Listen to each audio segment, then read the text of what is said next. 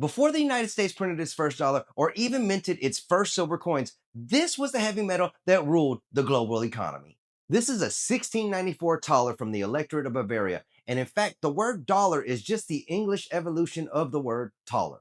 Today, we're going to take a deep dive into this 332-year-old masterpiece, the king who struck it, and the hidden religious propaganda stamped into the silver. To understand this coin, we first have to look at the man on the front. This is Maximilian Emanuel, the Elector of Bavaria.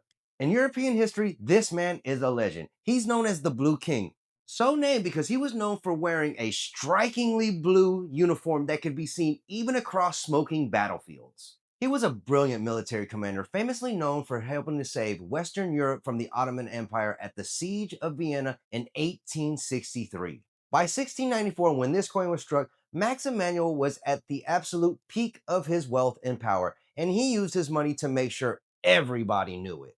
Just look at the alphabet soup wrapped around his head. It reads like a royal resume.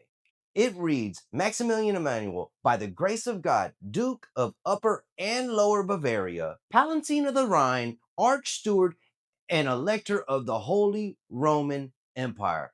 That's a mouthful. In the 17th century, coinage wasn't just currency, it was like a mass media press release. And every time somebody traded in this silver, they were reminded exactly who was in power. But the true artistry lies on its reverse. This is the iconic Patrona Bavariae design. The Virgin Mary was crowned as the patroness of Bavaria, and she's depicted holding Christ as a child floating on a cloud. Directly beneath her is the Bavarian coat of arms, featuring the iconic blue and white lozenges, the exact same pattern you'll see on the Bavarian flag today, or something you see every day, the BMW logo. And the Latin text surrounding the Virgin Mary translates to a shield to all who hope in thee. During an era completely torn apart by brutal holy wars, this was a massive declaration of Catholic identity and divine protection. And from a collector's perspective, holding one of these is quite frankly amazing. It was minted in 90% silver, weighs 28 grams, and spans a massive